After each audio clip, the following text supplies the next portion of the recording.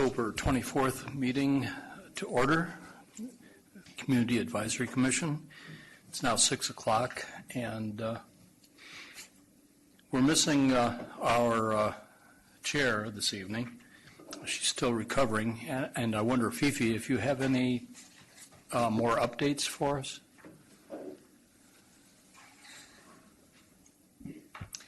It may be another month or two before we see Yolanda. Right now what's important is her getting better. She has a couple broken bones that need healing, and I think it's important that she take the time to do that. Okay. Well, thank you very much for that.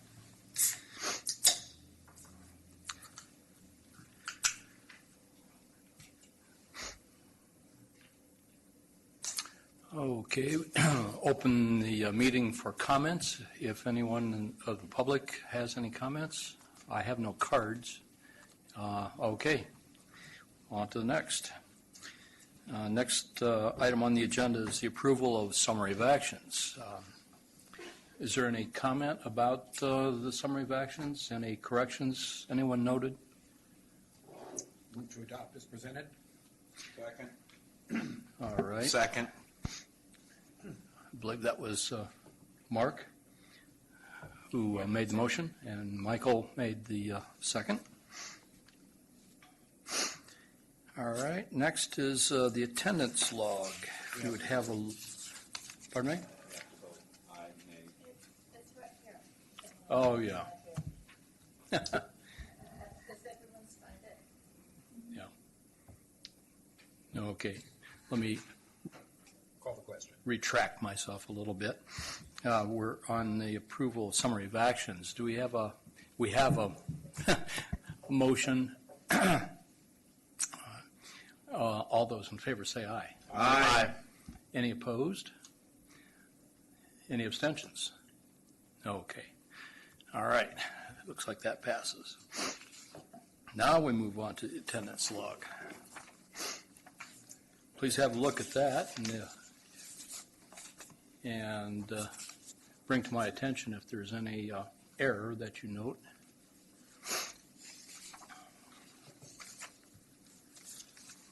Okay. I guess there's no problem with the attendance log, so that's good. We'll move on to the meeting calendar. Let's see. This is the 24th of October. Our next meeting is November 28th. Is that? Well, it could be, because remember, Thanksgiving is it's a prior week. So that would be the 22nd? Yeah, Chair. In the past, we've always combined the December and November meetings and held it in the second week of December, because traditionally the fourth Wednesday has fallen the night before Thanksgiving. However, this year, because the 1st of November is a Thursday, the fourth Wednesday is after Thanksgiving. Okay. So we will plan on holding meeting in November unless we need to cancel it. Okay. So our next meeting will be cancel this December meeting because it falls during the holiday break. All right. No meeting in December, and we will meet again on November 28th.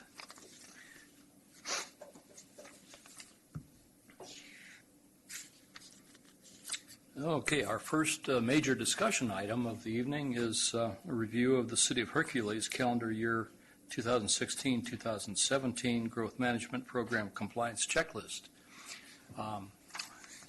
Yeah, here she comes. You're up, my dear. If you would introduce yourself. My name is Holly Smith. I'm the Planning Director for City of Hercules, over planning, building, and code enforcement. For those of you who may not know where Hercules is, kind of the map in front of us, we're kind of wedged between Martinez and Richmond as it comes to the Amtrak line. So one of our big projects that we've been really working on for a decade plus is our intermodal transit facility. And that facility has had multiple phases, one of which in the reporting period in the 2016-17 period is our Path to Transit project. And that is one of multiple components to get a Amtrak station stop within Hercules. And of course, we'll be working on getting the approval from the Joint Powers Authority of the Sacramento line of the service. But phase one was originally before the reporting period. We made room for the rail tracks on the northerly portion of the project site while building a East Bay Regional Parks San Francisco Bay Trail section. And then phase two was our Path to Transit project, of which I've got a drone video to show you this evening.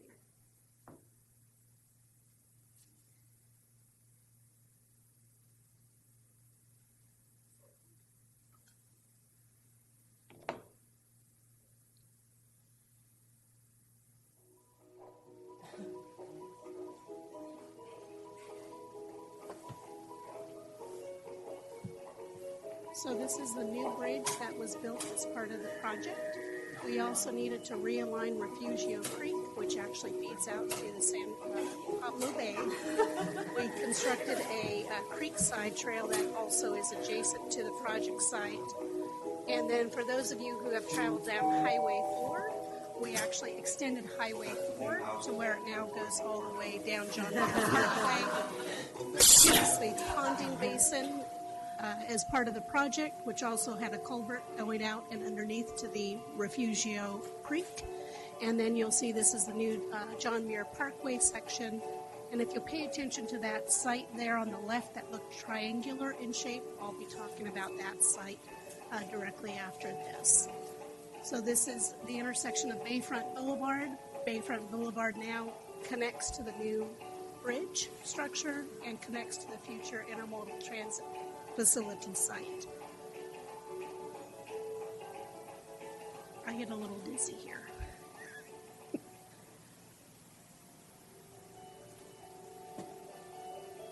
And then you'll see there where the dog leg of the creek actually is still in its original location. That will be part of our next phase, is actually straightening out that a little bit better and working with ECBC to get appropriate permits to widen the mouth of the creek.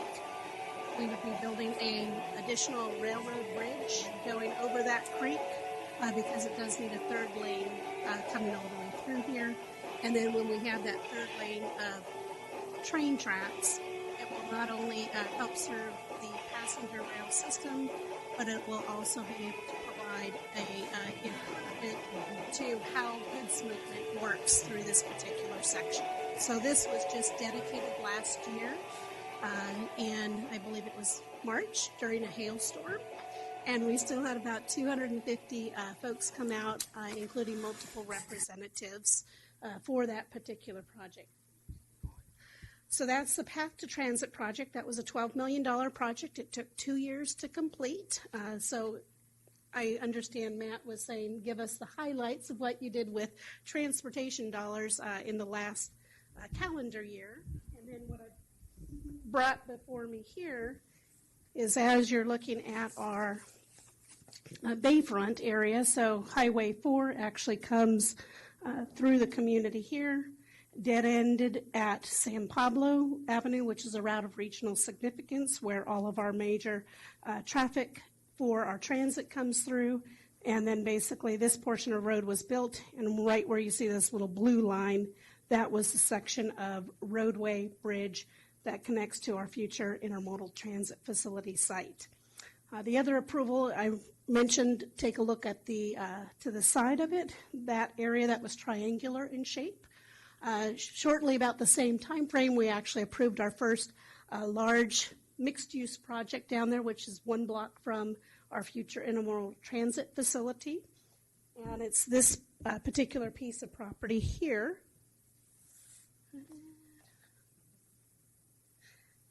And this would be what you would see coming down John Muir Parkway down one side. It includes 172 units of apartments, 12,000 square feet of commercial retail space, and a The opposite side that's closer to the transit village kind of has a different motif. This is all form-based codes, and these are all in a PDA or a project development, priority development area. And then lastly, an aerial rendition gives you a much better idea how big the scale and scope of the building is. So you may recall last time I was here 2 years ago, we talked about Tyvek Tower was under construction. That was our other mixed-use project in close proximity to our Hercules Transit Center. That was completed, hooray, during the project period of time. Actually, it's now called Aventine, and it serves 147 units of apartments. We had not built apartments in probably 15 years in Hercules since redevelopment, when we had some redevelopment low-income projects that the city helped support under redevelopment. And that particular project is fully occupied. 96% is roughly the occupancy rate, and we also now have, I would say it's 80% of the retail spaces are now built out for that particular project. So those are kind of the three big projects that were done. When you look at actual amount of housing we produced during that time frame, there were only 41 new construction permits issued. That was for a single-family subdivision and one accessory dwelling unit in that particular period of time. We also, during that period of time, and by the way, I forgot to mention, this is actually pouring concrete in the basement, full underground basement parking in this particular structure. So they're actually starting to pour concrete this Saturday. So it's already been under construction, so it was approved about a year and a half ago. And so they're moving forward with the construction of this. We've also approved 2 additional city blocks, and they're getting ready to submit another 3. So Hercules is very excited, and as an aside note is the railroad is actually upgrading their bridge structure that goes over Refugio Creek currently. Timing with BCDC and permit approvals and such was such that they couldn't wait any longer. And so they do have boom trucks out there, and it's about a 2-month construction process where they're going to upgrade their 40-foot bridge to about 65 feet. But they'll be able to utilize it in any future upgrades that they do in that particular project. And then I think lastly, I did mention it as a footnote, as part of Complete Streets, we did previously have just a resolution, but at the encouraging of MTC maybe requiring that it be in our general plans, we actually took on a circulation element update, of which is extremely helpful because now it better identifies our gap sections for pedestrian, bicyclist, so that we can make sure that we have full integration between the two. And then last but not least, with the completion of our Path to Transit project, we're working with an adjacent property owner for a temporary turnaround so we can start to add bus service in that area. So with that, I will answer any questions you might have. I have a question. On your apartments, that's high density. What's the income range in the affordable housing element that those apply to? The first block that just started construction does not include any of it, but all of the waterfront together will have to provide 5%. So the next 2 city blocks that we just approved, that one they're providing about 15 units. That will be very low and low. I think it's very low and low income housing for those 15 units. And then as we move through their other projects, they'll be required. They're the only development in town that is currently required to have affordable housing. With redevelopment going away, there wasn't really much of a mechanism to do that, so they did put aside our affordable housing inclusionary requirement that was pre-redevelopment. But this particular one will provide 5%. Is any of that senior housing? Not in this particular area, but we have 2 senior complexes up by our city hall that the city did actually spearhead and build. And last but not least, how many electric vehicle charging stations are they going to install? My understanding, they're going with the new green building code, which I believe is either a 3% or a 5% requirement. Of the total parking spaces? Correct. And I did forget to mention, we have a development agreement here that requires, we actually have a reduced parking rate requirement in our waterfront area, which is 1 space per every 1,500 square feet. So most of the units, if you're at 800 square feet, that means only half a car space is required for every unit. But anything that they provide over and above there could potentially be part of our shared parking district. So we've just started down the path of doing a special study for our waterfront district to figure out how exactly that would work. But it's one of the things that we have our strongest foothold in that particular project. We've determined with HDR, did an assessment of how much parking we'll need for our future Amtrak and ferry station terminal. It would be about 286 parking spaces. So we're seeing how that can potentially be accommodated in both the shared parking structures, which would be some of the parking that they're providing because they are overbuilding what our code requires, but what they believe their financiers would require them to have. And so that's definitely going to be the next 6 months a little bit painful for everybody. But we think that that's really the better way to go because it saves money and more efficiently utilizes public dollars so that you get a win-win on both sides to encourage better transit in the long term.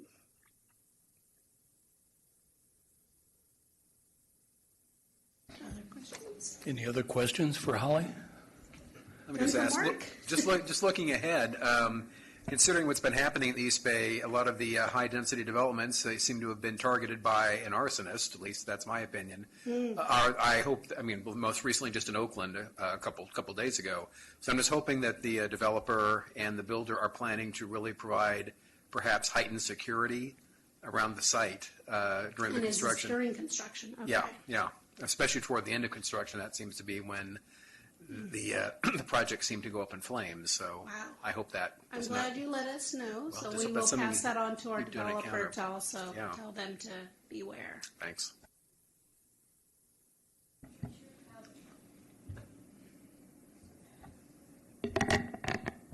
Is your housing requirement for affordable housing only 5%?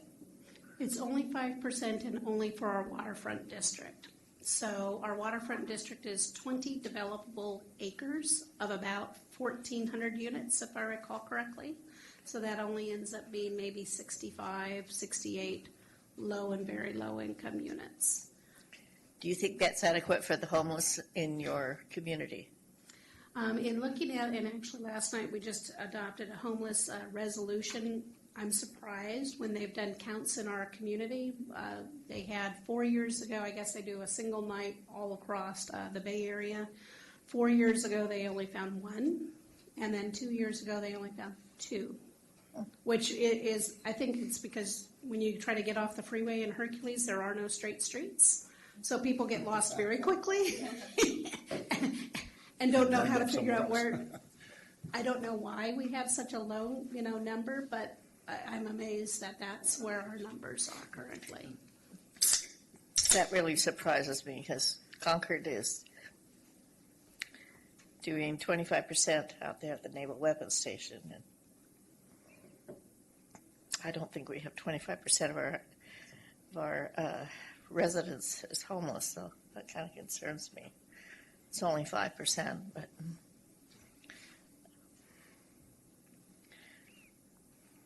Okay. Tyler? You mentioned that in the last period there was permits issued for 41 single-family residences and 1 ADU. Correct. You don't happen to know if, that would have been for the 2016 period till December 31st, I think that ended. Do you know if in 2017 or 2018 there's been an increase in interest or what the permit situation might be like today? There has been. So after we built out that very small subdivision at 40 units, we've been under construction since, I think, February 2017, when the drought stopped.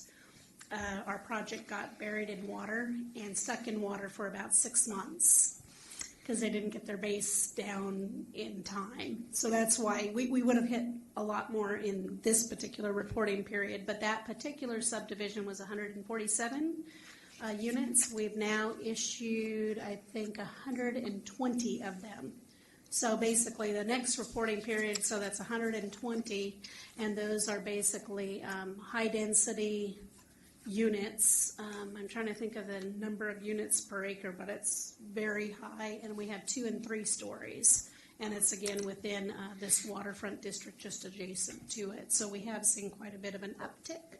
And then, of course, the waterfront project, this first one that's under construction is 172 units. We now have another 2 city blocks that is through first plan check review on blocks Q and R, and that's 232 units.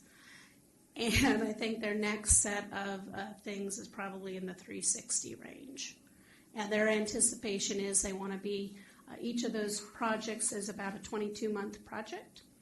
And they're anticipating 12 months in, they want to start the next one. So the anticipation is that they'll always have 2 projects under construction at any given time. And they're anticipating probably a 7-year build out of our waterfront.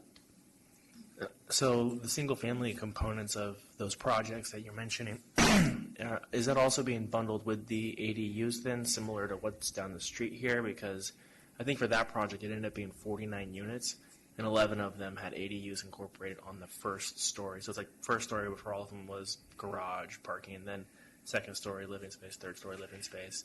And for 11 of them, they actually incorporated a full second unit. So the people who are buying those had that as an option. I'm curious if maybe there's something like that going on with your waterfront, which might be ideal for a Our situation waterfront like that. does not allow any single-family detached homes. Everything must be attached product. So that means minimum of triplex, fourplex. So we do have 3 different areas.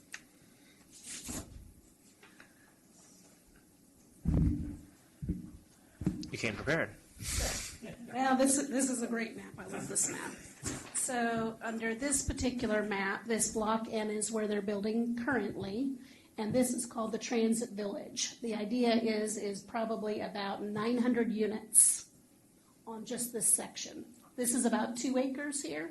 So 2, 4, 6, 8, 9, 10 acres, 1,200 units. So we're in the 80 units to the acre range, and that allows them to provide underground podium parking. So we're seeing single level podium parking here, dual level here, dual level here. And so we're also wanting to make sure that that works in a future parking program.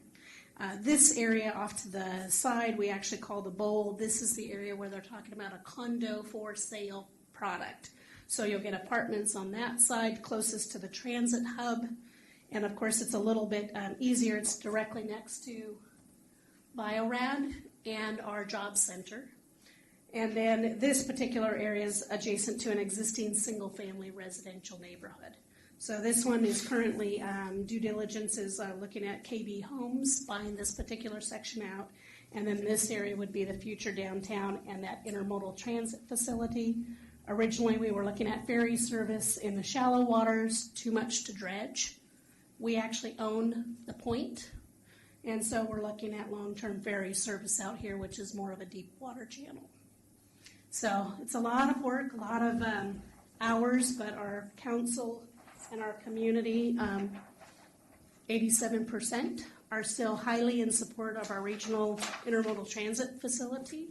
And every time we go to community outreach meetings, we're talking to folks about this, and you might get one person, oh, that's going to block my view. And then immediately, a person standing next to them will say, this is what we want. For those of you who may not know our waterfront history, it was polling back in 2007 at 80%. It was kind of the developer had a different vision than the city, tweaked a bit. And so it was what the community wanted. So our council went ahead and took that on board. That was 2008. Here we are, fast forward 10 years later. That's how long it takes to get some of these big projects approved. But the good news is all the environmental impact reports have been done, and all of the entitlements are in place. So all they do is they come in with a design review project. They meet the form-based codes. We tweak some stuff. We make sure they're providing civic space, the adequate parking space.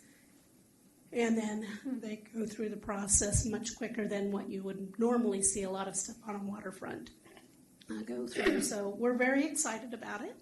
And so hopefully in another 2 years we can tell you how well it's doing. Okay. Holly, it looks like we may be at the end of the questions. Now, and I wonder if you would tell us a little bit about the ferry terminal. I understand it's very noteworthy. Well, in our particular one, we were hoping to do it sooner rather than later. Those of you who may not know, a couple years ago, WETA did a study, a white paper study, and they looked at ferry service in Richmond, Hercules, I believe Antioch. I can't remember if it did Clayton area. Martinez, thank you. And so it looked at various areas, and it looked at long-term, what would the viability be? No surprise, Richmond came out on top because it's closer to the San Francisco Bay Area, and it had really a ready-made terminal. I'll say better than what Hercules was. So Hercules actually forwarded our funding to Richmond, saying, okay, you need that funding first because we need to go back to the table and look at a new environmental document because we've changed the locations. But we have heard in a lot of the more recent studies that they're finding that, wow, WETA's really, ferry numbers are really going up, passenger ridership is going up, and there's starting to be private companies that are shallow water transports. And so just like automated vehicles are, changing how things may work in the future, we're looking at probably those same kinds of things, but we're trying to do it kind of in a focused manner. How can we provide independent utilization for project one? Okay, now we can bring bus service. And so now we're at the really two major marks, but this would be, I think it's called a California Catalyst project. So if we're able to land ferry service, train service, and transit here, Hercules will be the only place in California where all three of the services are provided at one site. So that's what gets us excited, and that's what I think the community is excited about, is that they know that high density is absolutely necessary to be able to have a project like this be able to be a reality, to be able to support it, and be able to have other options for folks that don't want to be driving in a single occupant vehicle. Okay. Yes, Mark? Just have to note once again that considering the incredible financial challenges that Hercules faced, about 10 years ago, thanks to your nefarious former city manager and his minions, I really commend you and your city on what you've been able to accomplish and plan. It's really quite an accomplishment. Well, thank you. I do call myself part of the resurrection team, and I think that we've actually come out of the grave and we're starting to cover it up, so to speak, and really trying to have a much more positive attitude. But when we did have the Path to Transit project, I will say this, if you didn't catch it on the news, we had a little 30-second snippet of, positive news for Hercules. And the funny thing is at the very end of the video, they show our Parks and Rec director holding down a tent that's almost taking him with it as the hail is coming in, because we literally had, we were setting up that morning, and we had hail, wind, clear. Hail, wind, clear. It cleared just for the time for the ribbon cutting. And about 20 minutes later, the hail came back. And so the news reporter said, boy, it must be really exciting for people in Hercules to get 250 people out in this kind of weather. So I think it's very indicative, and it was kind of apropos for Hercules, considering the storms we've been going through, and we're still able to survive and thrive. We have a question. One quick question on your proposed ferry service. You say that it's best on the point. Assuming that is the best place, it's obvious, but how do you get from the point down to the buses and the train? They were, believe it or not, I mentioned automated vehicles. So that's one of the thoughts that we've at least had, is if you have automated vehicles, just literally shuttling, so that people don't have to, especially if you're disabled or have some challenges with mobility. that's at least our initial thought. But obviously, we do need to build a bridge back out to the point years ago. We did actually have a bridge that went out there, got in such bad disrepair, they had to remove it over the railroad tracks. And so we will have to put that back in. But our city manager is actually already starting to talk to East Bay Regional Park District to see if that might be a project area that they may like for park services. If I recall correctly, not only do we have a PDA in the waterfront area, we also have, I think it's a conservation service. It's like a PDA, but it's on the conservation side. And my understanding is Pinole Creek, that is between Hercules and Pinole, actually has a kayak, and I heard somebody earlier talking about kayaks, launch area.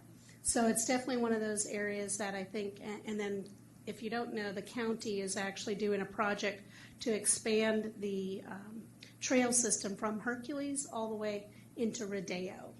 And Rodeo is a economically disadvantaged community.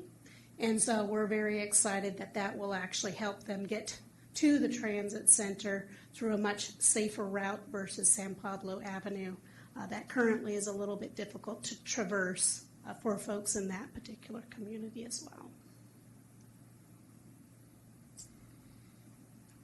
Okay. Well, thank you very much, Holly. Thank you so much. As it happens, we currently have no representative from Hercules. Will I entertain a motion to? I'll move to recommend approval. All right, thank you. I'll second. All right, thank you. We have both parties? All right. All right, all those in favor say aye. Aye. Any opposed? Any abstentions? Okay, it passes. Thank you very much.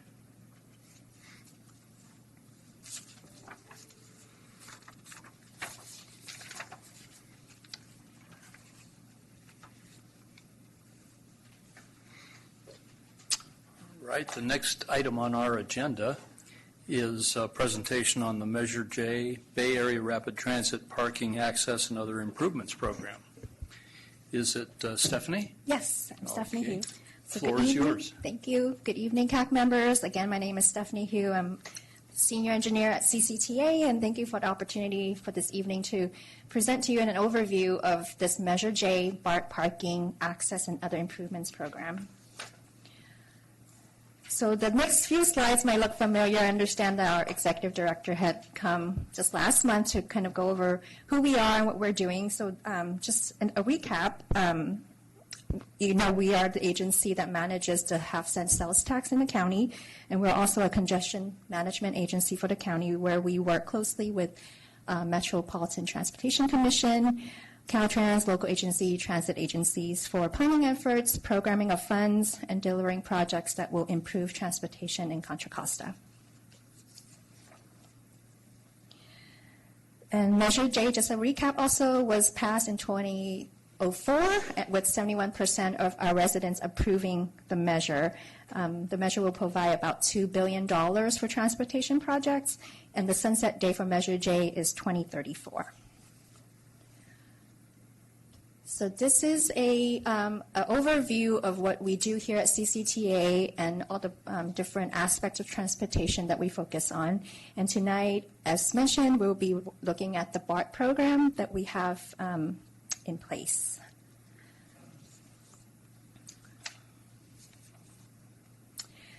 So in our Measure J expenditure plan, it kind of outlines what each program does or project does or how the funding will be used.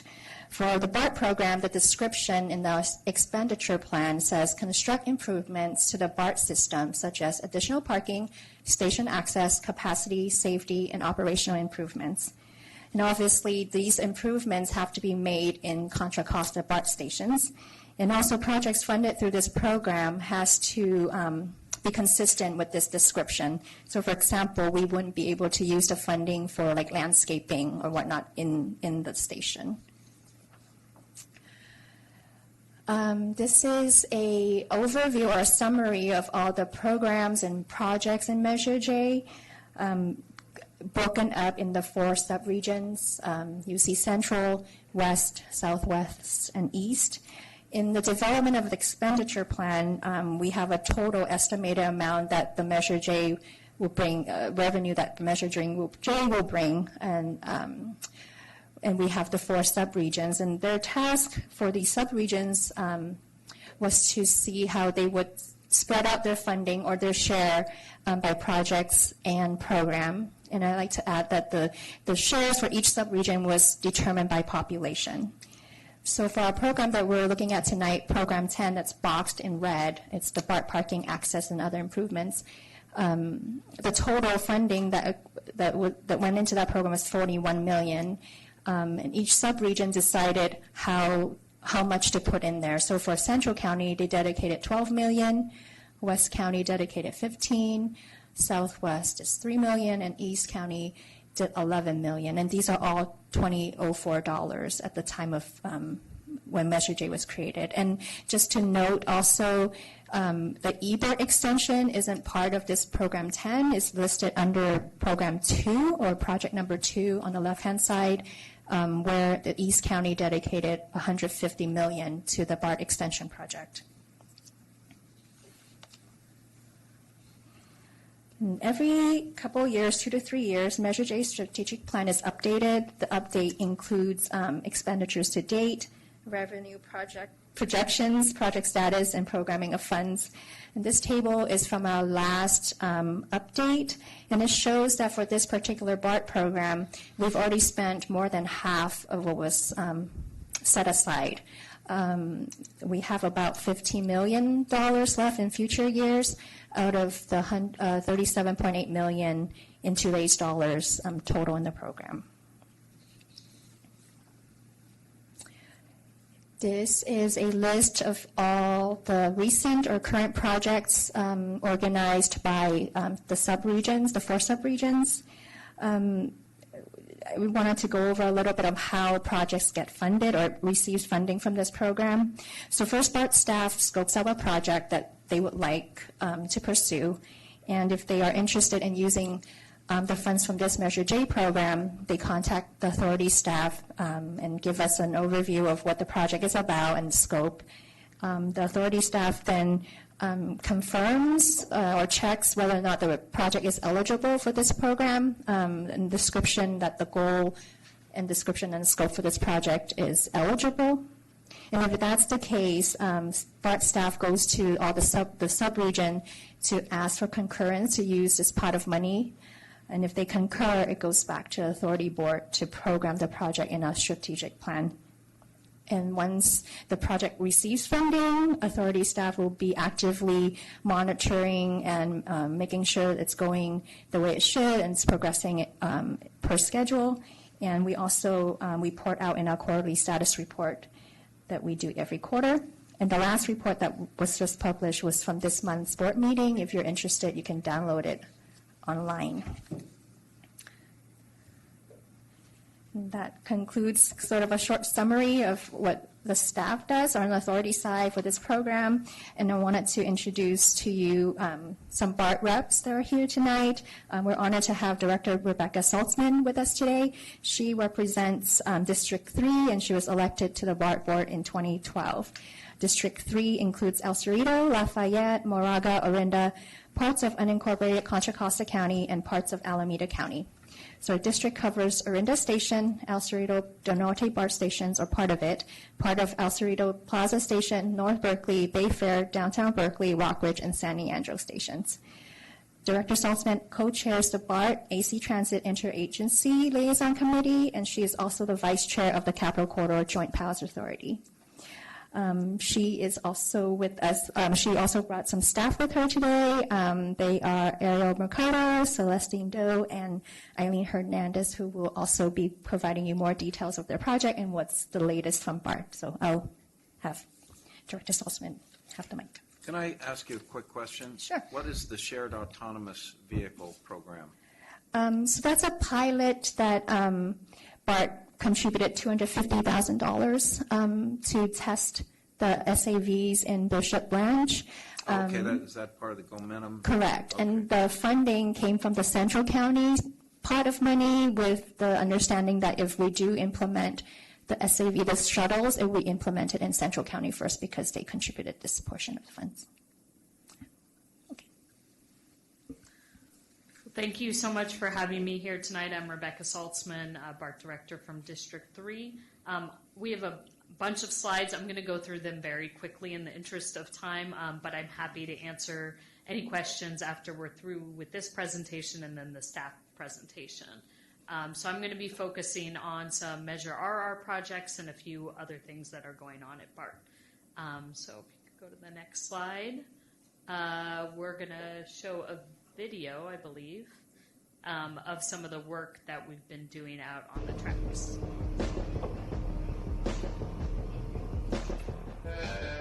As part of BART's system-wide infrastructure overhaul using voter-approved Measure RR bond funds, a critical section of track near the West Oakland BART station is undergoing major upgrades over several weekends in August and September. It's key to our commute and a big part of our system. East of the West Oakland station, crews are rebuilding a key interlocking, which is a combination of switches that allow trains to switch to different tracks. That's so important, this one specifically, because the switches that run at this location switch trains going down to Fremont and then other lines going up to Richmond and out to now Antioch. About 100 people work on site each weekend of this project. In addition to the new switches, they are putting in 4,000 feet of rail, replacing direct fixation pads which keep the track in place. They are replacing electric third rail coverboards and insulators, and changing out all of the wooden rail ties with concrete ties, which can double and even triple their lifespans. We started planning probably a year to a year and a half. Bond funds are being used to replace a total of 90 miles of BART track throughout Alameda, Contra Costa, and San Francisco counties. We are rebuilding and remodifying and repairing our core system so that it lasts another 40 years to 50 years, that the rides are safer and smoother, and our reliability also improves. So that was just one example of some of the work we're doing with the RR funds. And you might remember Measure RR was on the ballot 2 years ago. It's a $3.5 billion bond measure, and 90% of it is just to fix our current system. The infrastructure is quite old. It's getting to the age where we have to replace or repair all of it. And then there's 10% in the measure really looking towards the future capacity, starting to study a second Transbay tube, exciting projects like that. I won't go through this slide, but I'll touch on some of it in the next few slides, but this is just a breakdown of where the funding goes. So we're doing a lot right now, and this Measure RR work is going to take quite a long time to do, but we've jumped right in. Some of the projects we're working on is replacing the platform and street escalators in downtown San Francisco. Those are the most used escalators, and so they break down the most. We're replacing track, as you saw in the video. We're going to, in February, start another round of seismic retrofit in the Transbay tube. It's already quite a bit safer than it used to be from work we did years ago, but this will make it even safer. Something you'll probably be interested in is we're going to realign the trackway in the Caldecott BART tunnel that goes from Orinda to Rockridge.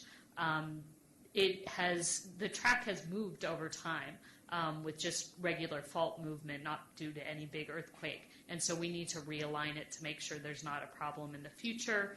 And we're also doing waterproofing work and work expanding the Hayward Maintenance Facility to start to maintain the new train cars that are coming in. We have an independent oversight committee that is made up of citizens, including some from Contra Costa County, who are making sure we're spending the money as we said we would in the bond.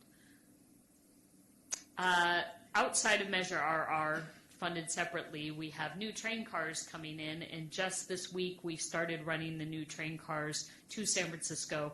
They're not yet on the yellow line out to Antioch. They will be coming soon. I talked to our staff today, and that will happen before the end of the year.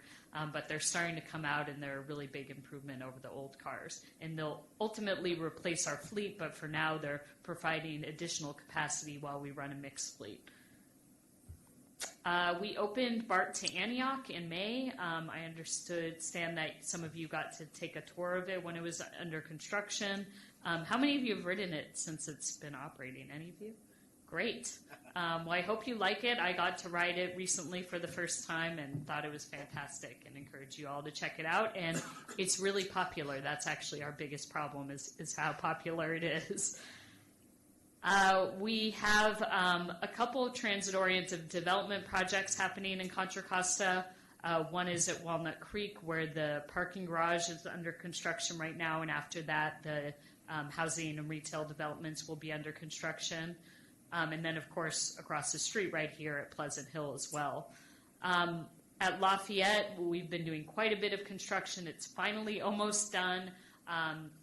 It is improvements for access to the station and also stormwater management. And then at Orinda, as was listed on one of the slides previously, BART contributed funds in addition to the Measure J funds to fund the Orinda Streetscape project, which was both wayfinding and also upgrading the pedestrian crossing into downtown from the BART station. And then at El Cerrito del Norte, we are completely redoing the station. This is going to be a really fantastic project. It's going to provide a lot more access because we're adding staircases and escalators, bringing the elevator inside the paid area to reduce fare evasion. And also it's going to brighten the station and just address some of the capacity constraints because it's a very popular station. Some other projects we're working on, we have been focusing a lot on cleaning our stations. We know it continues to be a problem. We've completely reshifted our cleaning program just this spring. It used to be that a station cleaner was responsible for 3 or 4 stations per shift, which was impossible. Now we've changed it so they're only responsible for 1. That means you see them a lot more, which is great just to provide a presence, and they're able to really keep up with things as they happen. I'm just curious, do they have bloodborne pathogen training?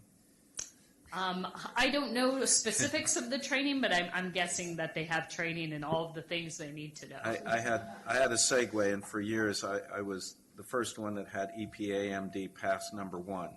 I'm the guy. And I used to watch people, as I'm getting on, pee right in front of me in the elevators, and it was horrific. The BART station in downtown Berkeley, that whole corner, the stairwell and everything was horrid. And the one at MacArthur Station, they were terrible. I couldn't understand, well, I guess I could. It just wasn't enough money and there's no way to keep people from doing that, but that's a serious biological hazard.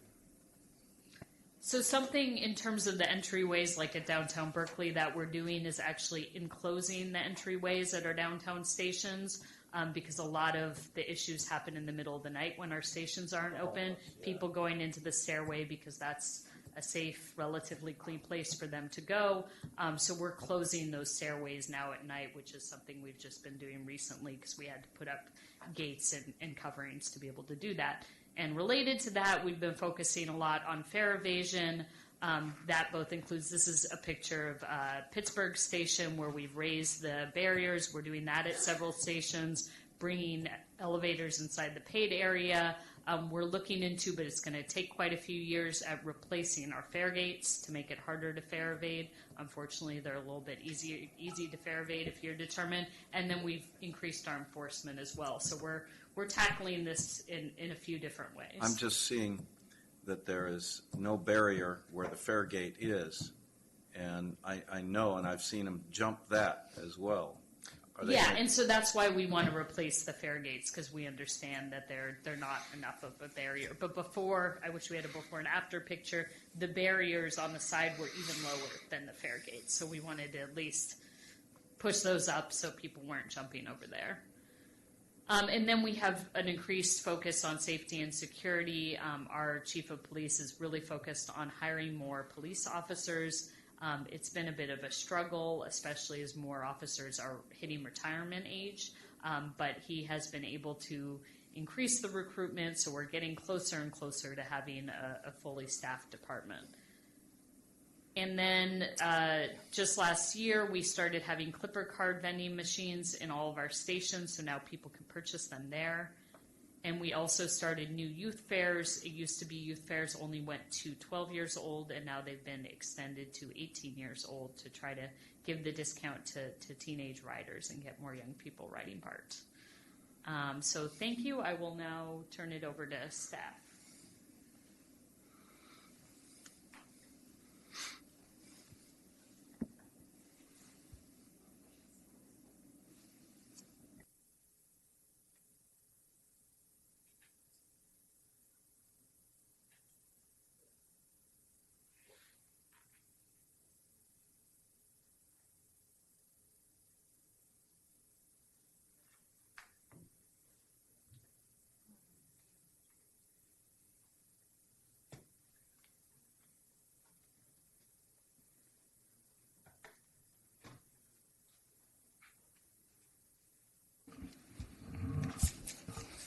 Good evening. This is Eileen Hernandez, and I'm here with my colleague Celestine Dill. We both work for the Office of External Affairs in Grant Development, and it's a great pleasure to be here in front of you today. Thank you so much for giving us the opportunity.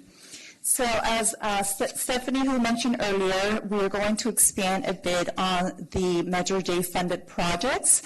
As I mentioned, we both work in grant development, and so if you have any detailed questions, we can certainly bring someone from the planning department to join us in the future to do a detailed presentation about any of the stations. But we wanted to give you a little bit more information in depth about the scope and the current status of the projects.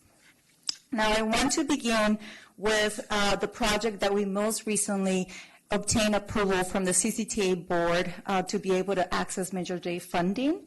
And so let me start with a quick video of our the status or where our Antioch station work. It was the first day of rush hour service for the new Antioch BART station. I arrived early, but even by...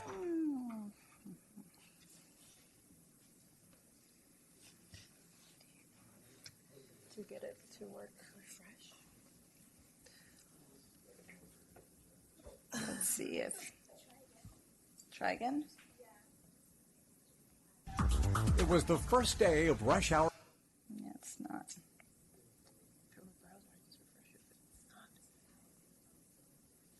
Let's try again.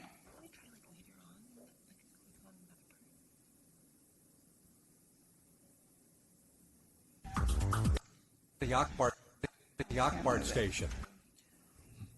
Sorry about the technical issue. Let's try if I can reopen it.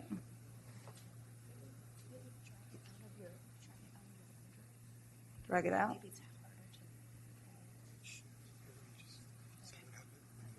That's not. I arrived early, but even by 7:30, all three parking lots were nearly full, and commuters were parking on the frontage road. Clipper easily got me into the station and paid my parking fee. As I crossed the highway,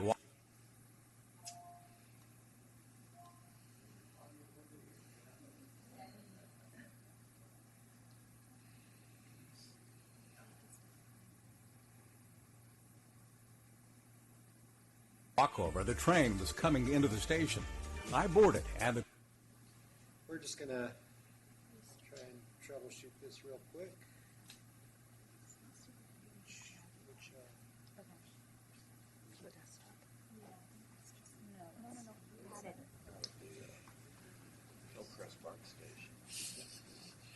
Rebecca, can I ask you a quick question while we're waiting? I just want to verify my understanding that because the Orinda BART station is actually the property is owned by Caltrans, that BART really doesn't have any jurisdiction over projects on that property. Is that correct? No, we don't. Okay. I mean, obviously, if something happened there, we'd be It was the part first of the day of- process, but we don't have any authority over Okay. the land. That's correct. Thank you. One other question about your security program. The last 2 days I've ridden BART into the city, and both times we've had delays due to a police action. I understand it's great that the police are acting, but you basically freeze the entire system. What are we going to... It's definitely a problem. Sometimes it's just a couple minutes delay. Sometimes it's more than that. It's something that our police and our operations staff have been in close communication about. and the problem's been getting a little bit better over the past year. It was quite bad a year ago. It's trending better, but we're still trying to make it even better. But it's hard because if the police get a report, they need to come on the train. So it's a trade-off. But And I have one comment. I was at the Pittsburgh BART station a few days ago to meet a client who was coming in, and as I'm waiting outside the gates, watching for him, I was observing, how people are going through the toll gates, the fare gates, and I witnessed one fare evasion I thought was going to be tough to enforce. It was a couple. The lady was in front. The man was right behind her. They got right up against the gate, and he reached around and touched the Clipper card, and then the gate opened, and they both went through. So that's going to be tough. yeah, I mean, the only thing that can really address that is the proof of payment system we've set up, where we have officers within the system checking each person's proof of payment. So that is one of the ways that's being addressed. But it's true, our system is porous, and we're working on it. I have a random curiosity. Since you're changing out all the cars, what are you doing with the old ones? For now, they're all still operating, and they will be for quite a few years. It's something we've started to talk about at BART, but we haven't figured out exactly what will happen because we're still several years away from that. So while you're still up there and can't get away yet, one more burning question. Do you have any information on using the Kmart that is closing in, I guess that's still Antioch, right, by Highway 160 and Main Street? Are they going to use that for BART parking? So we had a presentation at the meeting that we did recently in Pittsburgh on September 25th, I believe, about parking in Antioch. And I don't know, are you going to be, I think you'll be covering that. Okay, good. So I'll let you address that. On the fare evasion, those of us who use Clipper, how do I prove that I've paid? They have machines that can read your Clipper card, Okay. so it's really easy. So if you see the officers, don't get scared. They'll be able to check with their machines. And I can answer more questions after. I think we're ready. So we're going to try this again.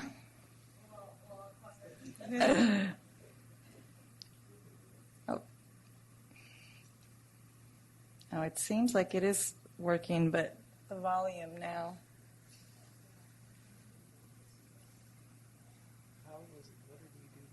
It's a picky video. Rush hour service There at it the is. new Antioch BART station. I arrived early, but even by 7:30, all three parking lots were nearly full, and commuters were parking on the frontage road. Clipper easily got me into the station and paid my parking fee. As I crossed the highway walkover, the train was coming into the station. I boarded, and the train took off 60 seconds later. The car behind me full, and my car at half capacity. It's so quiet you can easily carry on a conversation or make a phone call. The train stopped at the new Pittsburgh Center station and picked up more commuters. Antioch residents and nearby denizens must have felt satisfaction as the up to 75-mile-per-hour high-tech clean diesel train passed hundreds of cars. When the train pulled into the transfer platform, the regular BART train was waiting, and you just walk on board to continue your trip. The commute into the city was uneventful. Leaving San Francisco, you'll notice one big change. It's no longer called the Pittsburgh Bay Point line. The sign reflects the new end of the line, Antioch. The commute back was also seamless. In off-rush hours, there may be a few minutes delay for the Antioch train. When I boarded, the outside temperature was 91. The air-conditioned temperature on board seemed 30 degrees cooler. In Antioch, Mark Jones reporting.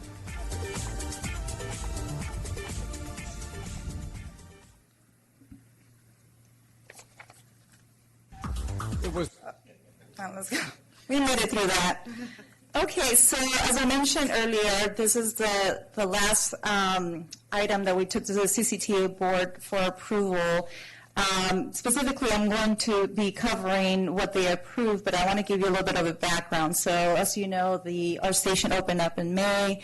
At the time of designing and the development of the project, the projected ridership was, based on the 2015 forecast, was going to be 1,575. Then we did an updated ridership forecast in 2016, which is looks like peachy color, and that was at 2,270, and then the current ridership is actually at 3,050. Because of the great success of our ridership at the station, as I'm sure many of you may have experienced who have gone to the station, the parking lot has become, an issue for us as far as recognizing that it's getting filled really early in the morning and trying to figure out how do we accommodate the increase in ridership, which is a great problem to have, but of course one that we want to address as soon as we can within our means. So our board has been studying the options, and we looked at the multiple multimodal access options, so including pedestrian safety and ADA accessibility, bicycle safety and access, and transit connections to the stations. We also consider various parking options, which included looking at adding motorcycle parking, shared parking, attendant assistant parking, and satellite park and ride options.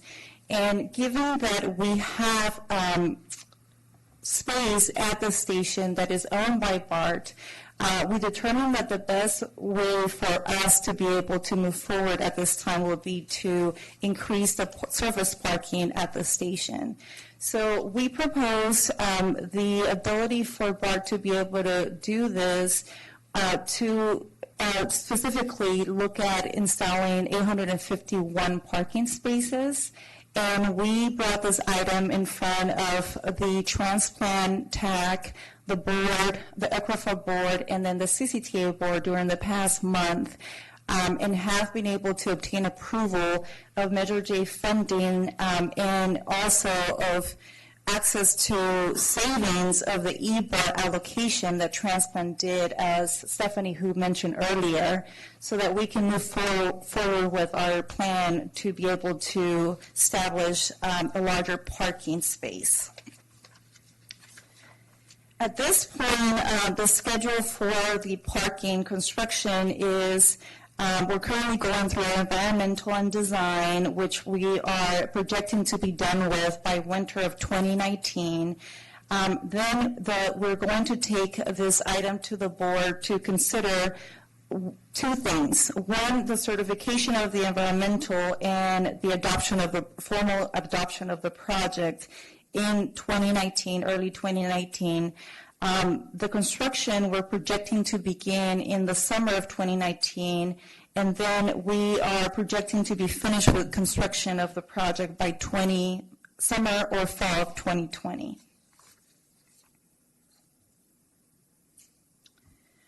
Now, I would like to move forward with other areas of Contra Costa County. So along the same structure as Stephanie who presented, I'm going to be breaking down the presentation into the different regions that you represent. So I would like to cover now the work that's happening at the southwest area. I'm sure many of you may have seen our bicycle facilities. So we have been establishing a lot of bicycle related both parking and facilities. In Southwest, we have at Lafayette, a bike station. The scope of the work for the bike station was specifically to design and build an enclosed space that would provide racks and control access system that would provide secure parking for up to 125 bikes. Currently, the project is under the design phase, and this is being managed by the City of Lafayette, and the construction is estimated to begin in 2019. We also have done Lafayette access improvements at Lafayette Station, as mentioned by Director Saltzman. The scope of work for this particular project was specifically to design and build intermodal improvements in the 2 lower parking lots on the north side. The improvements were to include new pavement, sidewalks, ADA car ramps, parking lot lighting under the emergency call box. Currently, the parking lot B has had a complete reconfiguration, new passenger drop-off, new taxi area, new ADA accessible ramps to the upper parking lot. And we're also installing new bus stops and shelters, and the project is about 80% complete. I'm not going to go into the details about the next project, but I wanted to provide you a little bit more information. I'm not going to go into detail, as it was mentioned by Director Saltzman, more in detail. But as it was provided to you earlier, the information was provided to you earlier by Stephanie, BART has been participating in the Downtown Orinda Streetscape Master Plan. We specifically provided funding for the plan, but this plan is being managed by the City of Orinda. The city and the staff and consultant team are conducting currently the community outreach to solidify the project focus and areas, the project focus areas and goals. Now moving to Central County, we have various projects there, and I will be covering part of them, and my colleague will be covering the rest. One of the exciting projects that we have had recently has been the wayfinding system, improving our wayfinding system. Having been I'm a Bay Area native and Bay Area writer of BART since I was in high school. I've seen some of the signs that have been around for many years. So I'm really excited to see the changes that are happening. The scope of the work for our project include creating and implementing a cohesive integrated wayfinding system for the stations that will improve orientation, accessibility, and connections to various transit and bicycle facilities. Currently, we have had work done and completed at Pleasant Hill, North Concord, and Walnut Creek. Now, we're also looking into installing real-time displays to improve communication and reliability of information, and that will be the last item that we will be doing on the wayfinding project before completion. So we're almost finishing the project in Central County and the installation of the real-time displays. We also have bicycle facilities in Central County. As I mentioned earlier, our bicycle facilities focus on signage, safe parking, and functional parking areas. The bicycle facilities project currently has had 527 spaces built at Walnut Creek, Pleasant Hill, Concord, and North Concord. The Pleasant Hill bike station was open in the spring. Has any of you been to the station? The Pleasant Hill, yes. So it's been it has all the state-of-the-art bicycle facility equipment that we want, and so it's really good to hear your feedback. If you are using the station, we're doing a lot of work right now to analyze how do we improve our outreach so that more people know about the station because it is new, and so we're definitely interested in feedback from the public. I'll give you some quick feedback. Is most of the people I know that ride bicycles to Pleasant Hill BART, it's not enough. We need more spaces. Okay, thank you. I'll definitely bring that back to our bicycle facility manager. And do you have any thoughts on outreach specifically? How to outreach to? Okay, thank you. Now, also in Central County, we are working on installing additional parking spaces at the Concord BART station, but with the Concord modernization project, we're also looking to have a bike station, and so that will be implemented with the modernization project. One of the items that we're looking to have is to replace the current racks, which are wave-style racks, with the inverted U-style racks. which provide more space and the ability to lock more securely with 2 locking points per bike. Okay, great. So I'm taking over. Thanks for your attention thus far. I know we're in the home stretch. It's getting late, so let's keep on going with Central County. So one of the projects we have currently is a Concord BART Plaza redesign. So we're redirecting and reorienting the plaza to connect better to the downtown area. We're adding landscaping, upgrading the lighting, providing pigeon mitigation. So that's really important. Get rid of those dirty pigeons. Improving several critical pathways and crosswalks from the surrounding streets to the station fair gates. We're adding sustainability features, stormwater treatment, that's important for our environment, and really enforcing the city's identification with the station by adding these decorative elements.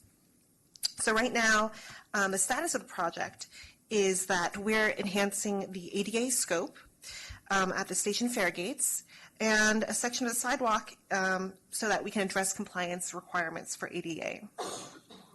BART's also developing a mitigation plan to install station ID signs and addressing pigeon breeding habitat conflicts. Our maintenance and engineering department is reviewing a partial substantial completion and relief of maintenance for phase 2 work. We've also got in Central County the Pleasant Hill Station elevator renovation. We're performing inspection of all the elevators and evaluating what the current state of the equipment is in. So this includes looking at the door operators, locks, tracks, fixtures, and wiring. We're going to replace and upgrade the equipment based on whether it's outdated, obsolete, end of life. So the current status on this is that we're in the construction phase, and the state inspection on the first 2 elevators of this station, it's underway, and then the final 2 elevators, the work on them is anticipated to be completed by the end of the year. All right. So the Walnut Creek TOD public access improvements, this project includes building access improvements, connecting to the TOD, and helping create a sense of place in the station.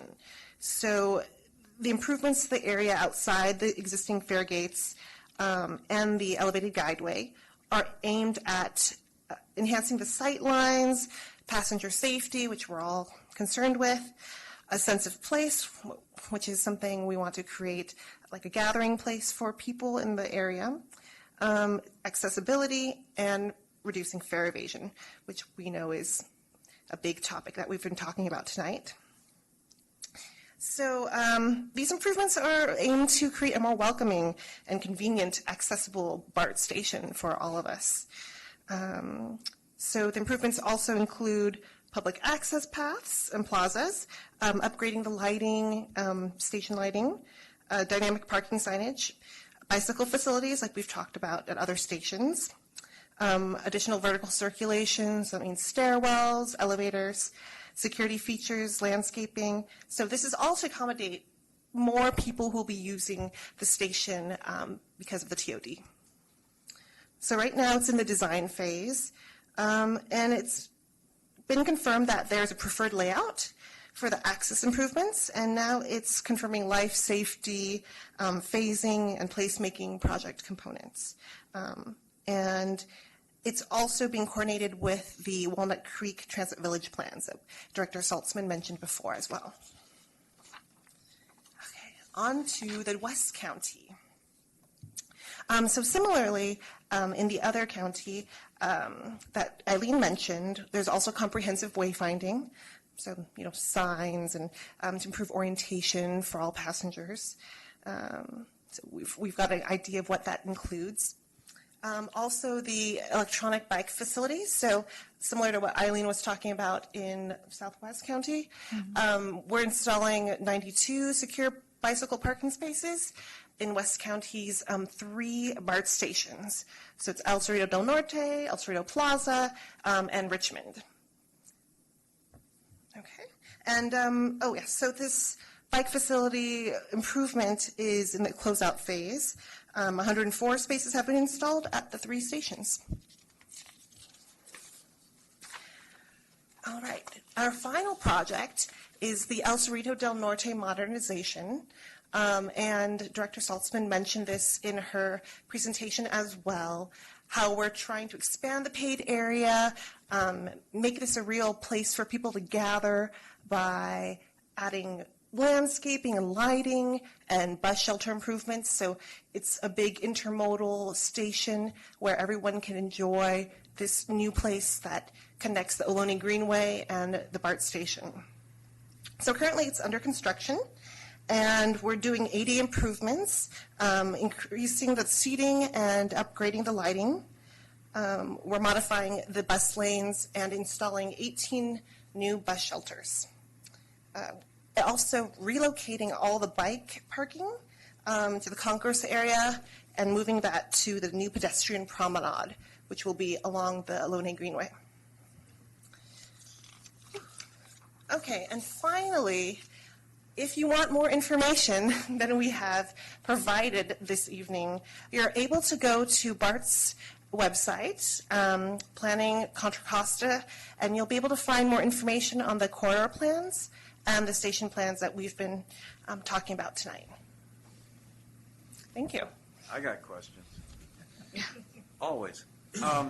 So you talked about building, what was it, 80? I don't know how many more parking spaces for the Hillcrest BART station.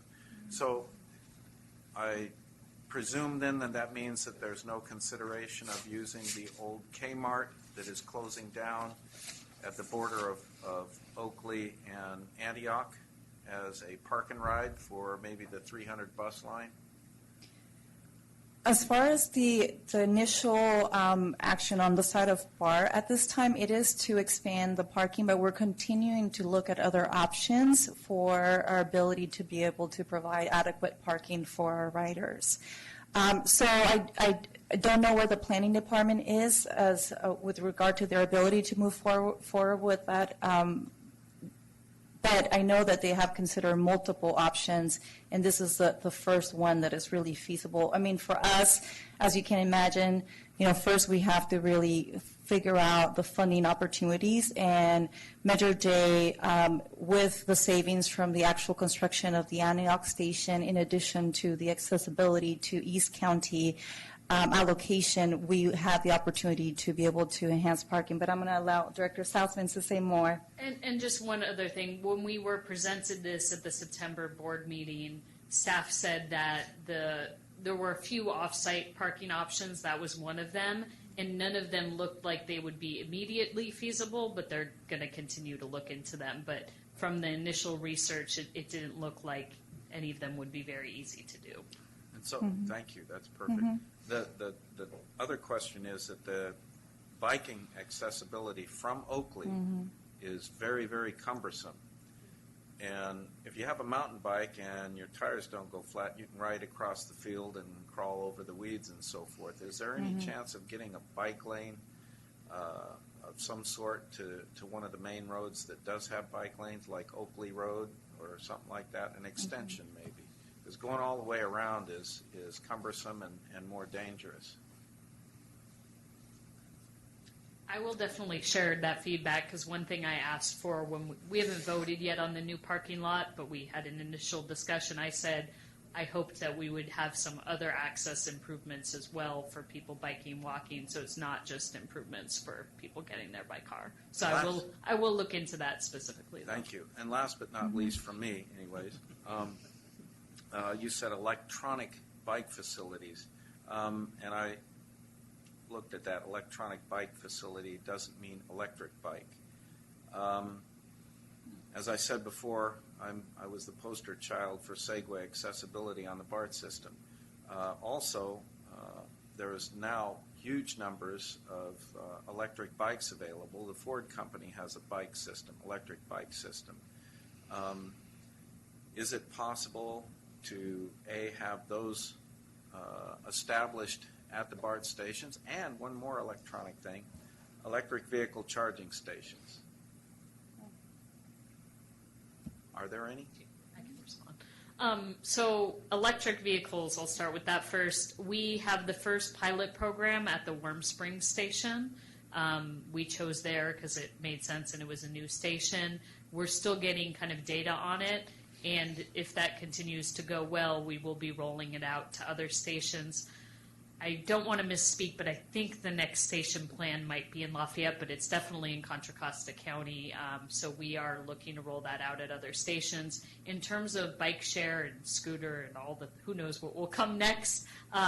We do have many bike share stations at our stations, but the ones that have stations, it's part of the Ford Go Bike project. They're only in Oakland and San Francisco and Berkeley and then in the South Bay, so they don't come out to Contra Costa County. But I just noticed coming from BART, there was a Lime Bike out there, so I guess Lime Bike has made its way out here, and we are developing protocol on how to deal with the non-docked bikes, because some of them have been left on our platforms and other places. So we're creating rules on that and trying to deal with new technology as it comes, but also welcome it. I have a question, if I can. Can you talk a little bit more about the plan to increase security at the stations? Just what is that going to look like, and maybe some sort of estimated timeline phase? Especially interested in Del Norte and Richmond stations, where we've had a lot of incidents recently. Yeah, I think the work is ongoing. So some of it's already happened, some of it is happening, and some of it is planned in the future.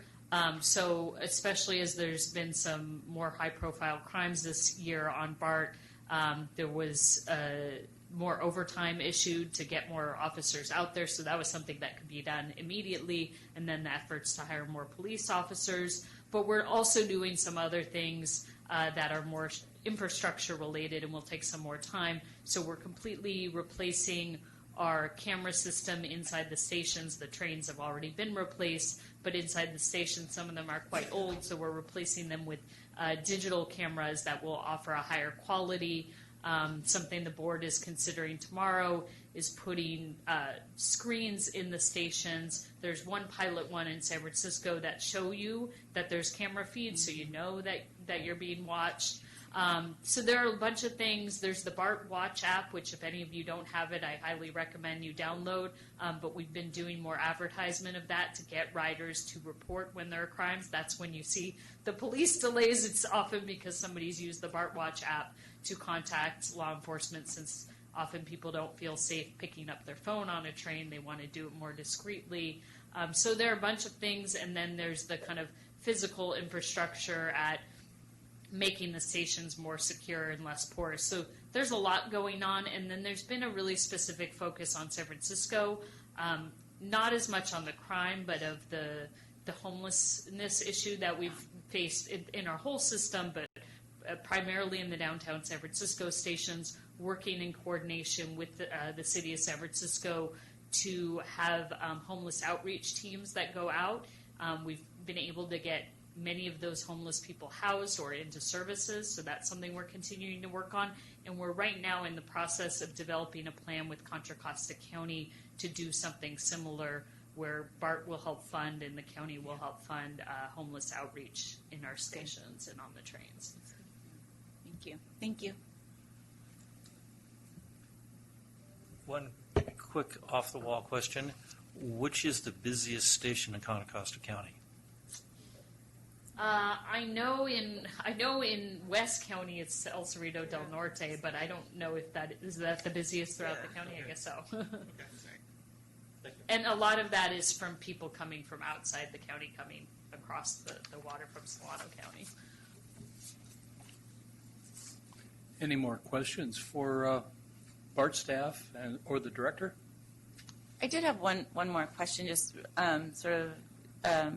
thinking about the parking lots and expanding those. Are there plans in place or considerations for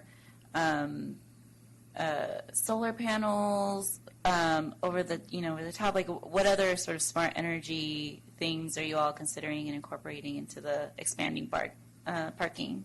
Yeah, so the eBART stations do have solar at them, and as well as the Warm Springs. So the new stations, it's a lot easier to do that, and then we have solar at Lafayette. So we're planning to roll that out at more stations and at our maintenance facilities, which some of them have it. But we want to do it in a way that makes sense because we're also planning development projects, so we don't want to put in a solar project and rip it out 3 years later. So we're figuring out where it makes the most sense. But we also passed a policy, I think a year or so ago, to get us towards 100% renewable energy, and in a couple of years we'll already be at 95%. That won't be all generated on site at BART stations, but that will be what we procure. So BART is getting cleaner and cleaner. And the Antioch expansion, is that one level or is it multiple levels? One. Okay. Thanks. Thank you for being here, by the way. Thank you for having us. Thank you so much for your time. And we thank you very much. All right.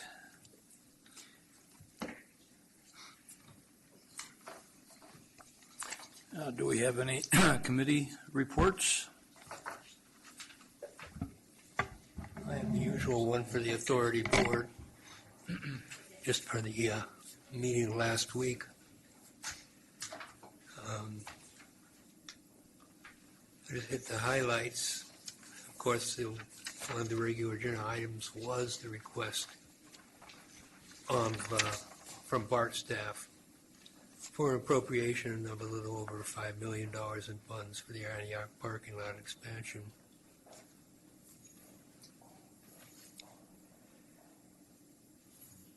Another major one was the third one, which was to finally award a contract on the IR 680 State Route 4 Interchange Improvements Phase 3. That, of course, is something that has been worked on for years. The first phase, even though it's numbered 3 of a 5-phase project to gradually upgrade that whole interchange. It was hoped that it would have been done at the previous meeting, but there was a very messy protest situation from actually the lowest bidder, who was ruled as non-responsive. And this will undoubtedly result in a court action. But they did award the contract. They had hoped to have the groundbreaking ceremony before the election, but that is now not possible. Stephen, would funding for that be imperiled if Prop 6 passed, for example? I don't know. Certainly any further phases would definitely. Generally, the authority is fairly careful to have all the funds in hand before it lets a contract out to bid. So I don't know whether that is using SR1 money or not. Yes, so for that project, for Phase 3 that we awarded on last Wednesday, the funding is in place regardless of what happens to Prop 6. It's the future funding that we are hoping to secure for the other phases of the project that might be in jeopardy. But the contract that we awarded has all the funding secured. Well, I might point out that the authority is very highly regarded within the construction community for the way it handles its contracts, for the way it relates to the contractors as the projects go forward. It probably saves the authority a certain amount of money in terms of bids, because the authority is regarded as such a highly desirable client because of the way it conducts itself. And it pays its bills. Mm-hmm. Doing what they're supposed to do. Okay. All right, thank you, Stephen. We'll go around the room. If anyone has comments? Michael? I'm sorry, it's just me.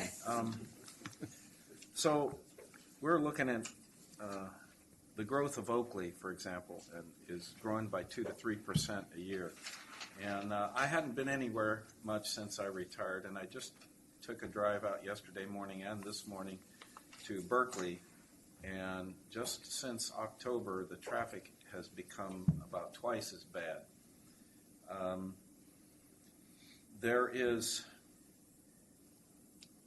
There's a hell of a lot of wear and tear, and as you know, the BART station is loaded up now. It loaded up right away. So I'm thinking that it would be nice to have a presentation by an economist.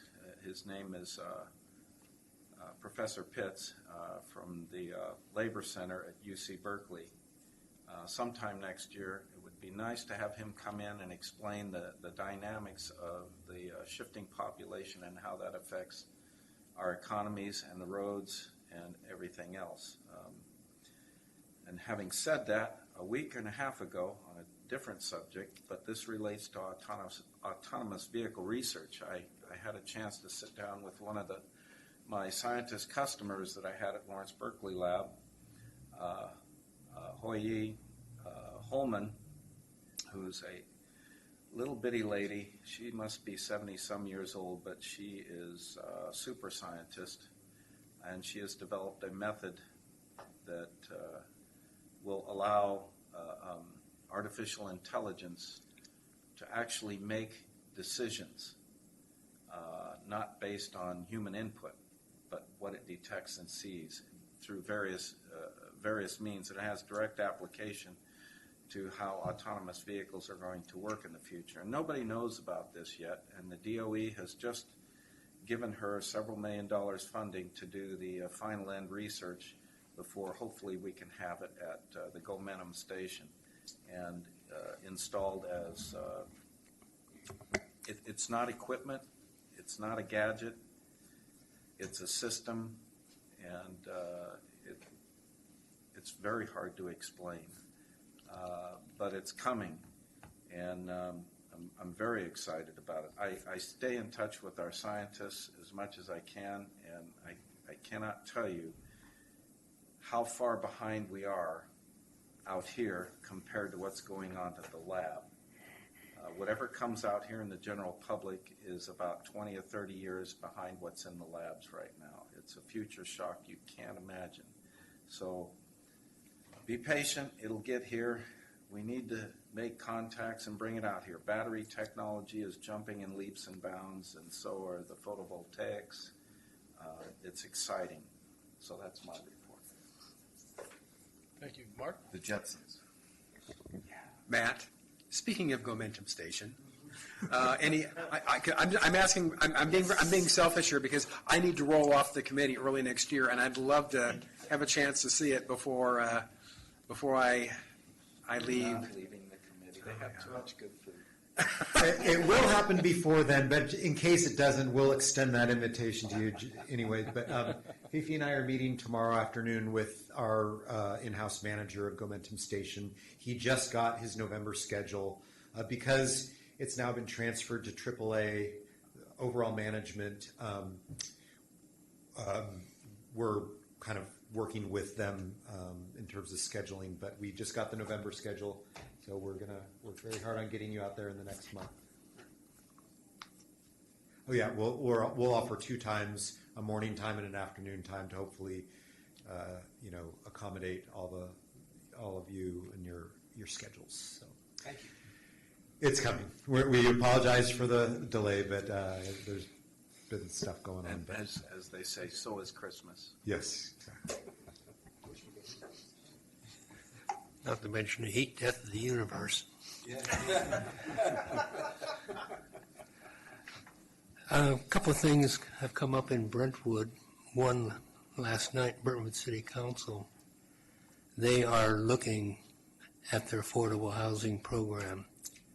There is some feeling on the council that the program needs to be made more aggressive to try to get more affordable housing done in Brentwood.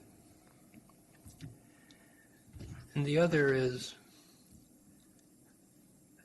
Brentwood, at least the city manager of Brentwood, would love to get going on a 1,000 stall, roughly, parking situation at the future site of the McCollum Station, which would certainly help with the parking situation in Antioch. Because a lot of those people are coming from Brentwood or further east. I think right now everybody in the transportation community in the Bay Area is waiting with their breath held for the election on the repeal or non-repeal of SB 1. And the other big question is what will be the eventual outcome of the court case with regard to Regional Measure 3. Those are two major funding sources that we're waiting to see whether we're going to actually have them. I wanted to dovetail on that affordable housing thing, and we just had this discussion last night at Oakley City Council on HEAP assistance for the homeless, and I'll tell you, it's a NIMBY attitude. They're saying we only have 15 homeless. That's maybe somewhere, it varies from day to day and week to week. But the HEAP, they were saying to qualify for HEAP, you had to meet a certain threshold of emergency or some kind of level of homelessness first. And it wasn't worded very well. It's California money, and it really is an emergency in the county, just because it's not an emergency right now in Oakley, but it is in Antioch. We could jeopardize funding for HEAP money that will keep people from becoming homeless. So I was wondering if they had talked about that for that affordable housing stuff. It was discussed in the Brentwood City Council also. I believe they gave direction to staff to do a letter of support, in addition to getting into a deeper study into possibly increasing the percentage set aside. Yeah, Oakley was afraid of giving the image that there was an emergency about homelessness in Oakley and that it would drive away business. I think that was kind of an unfounded fear, but that's the general attitude out where we're at. That's nice nibbling time. Well, we are in wine country.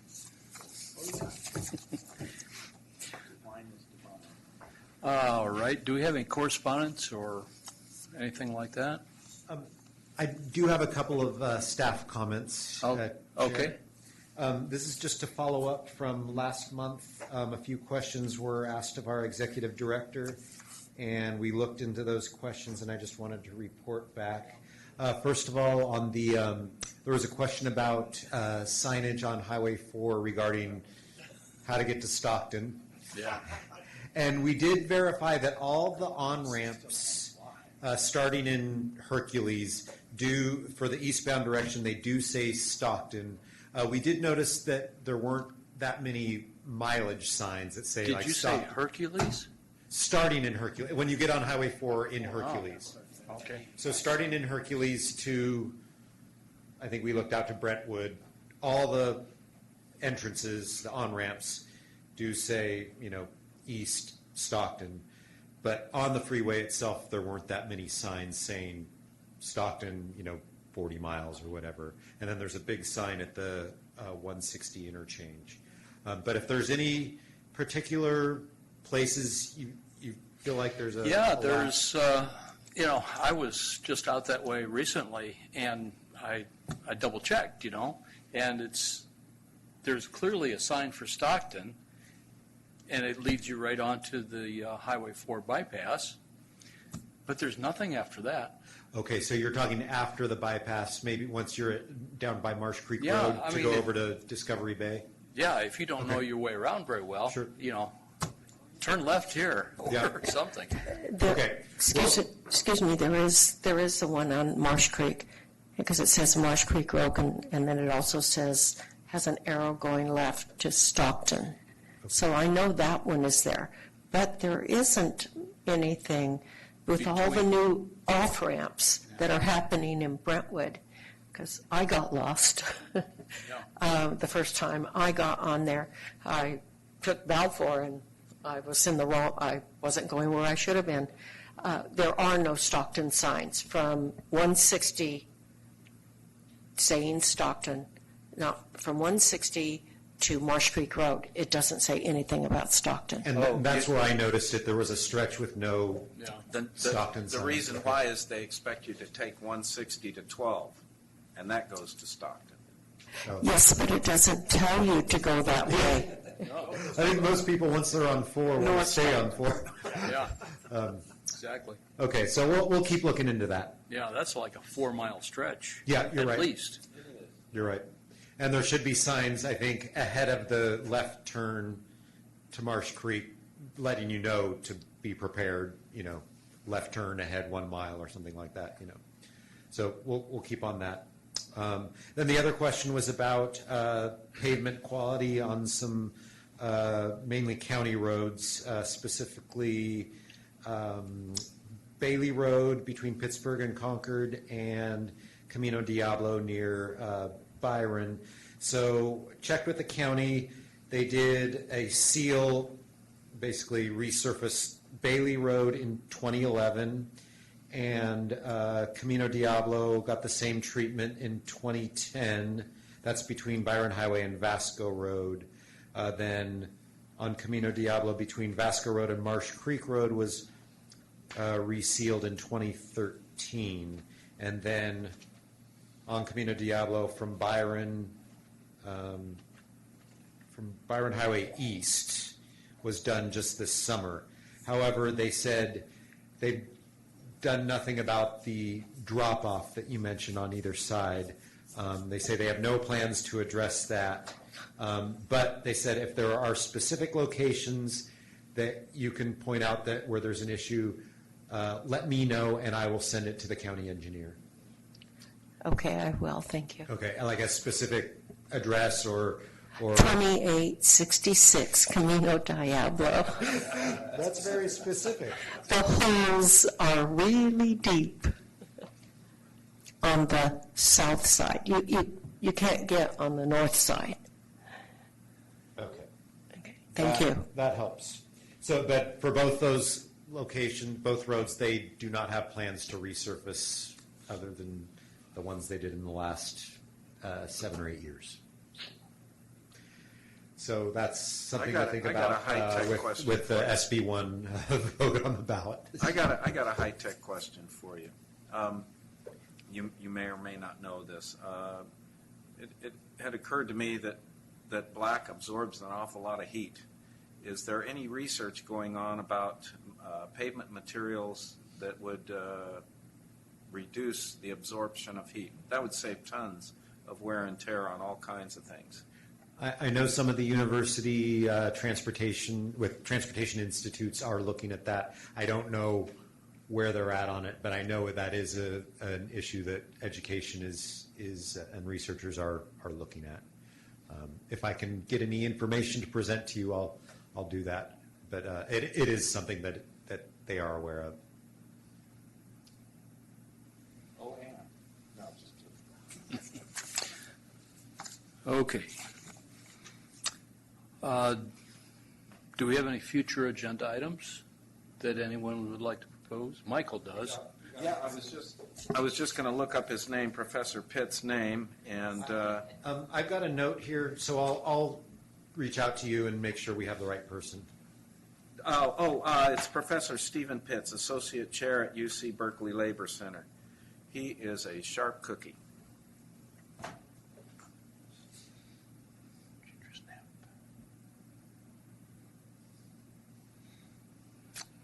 Okay, I guess we're about ready for adjournment then. Motion to adjourn. Motion to adjourn? Second. Okay. All those in favor? Aye. Opposed? Oh, one more thing.